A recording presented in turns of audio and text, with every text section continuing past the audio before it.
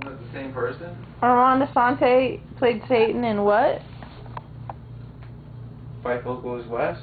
Fightful Goes West. Yes. Yeah. Yeah, Fievel? Fievel Goes West. What was Fievel? Like a rat? A weasel? A ferret? Excuse me? I think it was a mouse. He wasn't a ferret? Did I tell you that I saw a squirrel today on 4th Avenue? And it was underneath a car. Like someone drove off in their car, and this squirrel was just like left without its cover. So it ran to the next car. And it ran under the car, and it was running back and forth, back and forth, back and forth from the front of the car to the back of the car, underneath the car. And it was just like totally panicked and wigged out because it didn't know what the fuck to do, and it didn't know where the fuck it was, and I don't know how it even got there. So it was just kind of running back and forth, and I wanted to save it, but then I was like, no, if I try and save it, it'll like eat my eyes out. And so I didn't. And then I thought, well, it's a fucking squirrel, why doesn't it run up that goddamn tree? But, you know, I felt sort of bad, and then I had to reflect on how suffering is a projection. So.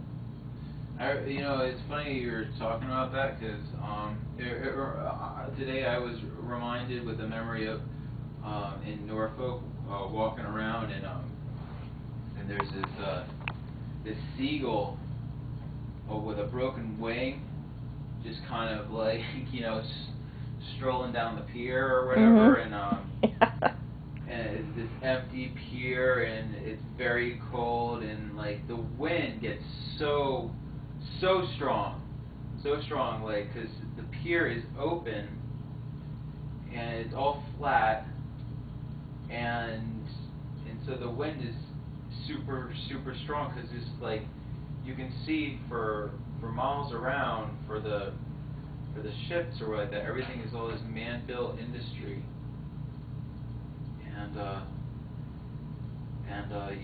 all that there is around for life is like pretty much just like the seagulls or whatever, and like they're kind of like seen as like kind of like rats with wings, you know, which, you know, I guess they kind of earned it, you know, but still, yeah, it's pretty nasty though. You know, and so like that whole like suffering thing, like I wanted to go and clobber it or something, but and like it was like a nasty sucker though. Like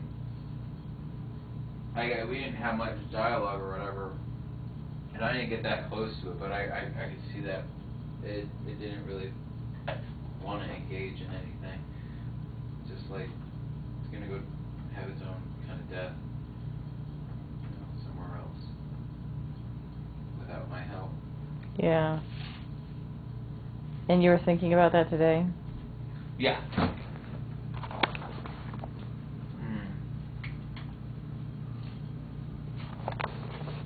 I was thinking about today. Right after I thought about how much I love you. Do you want a bite of some butter and cinnamon bread?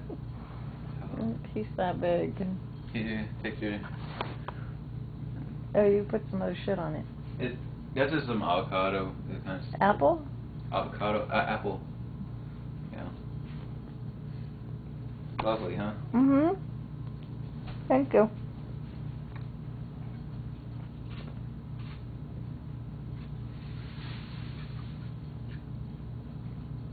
Like, that's the most apple-ish looking avocado I've ever seen.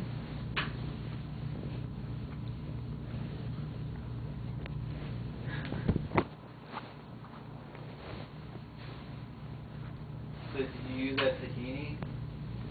No, but I thawed some garbanzo beans that Janet gave me. And they've been thawing for a really long time. Is that how you make hummus with tahini? Yeah. Oh. It's like the main ingredient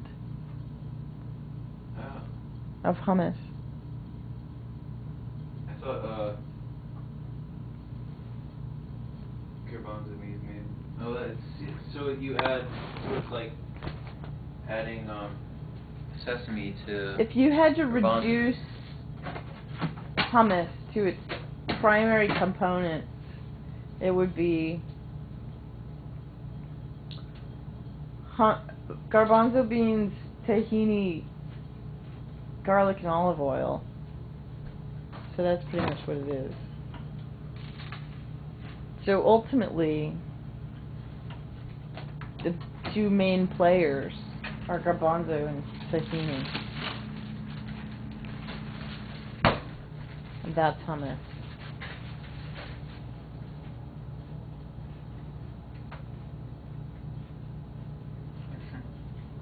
Oh, see?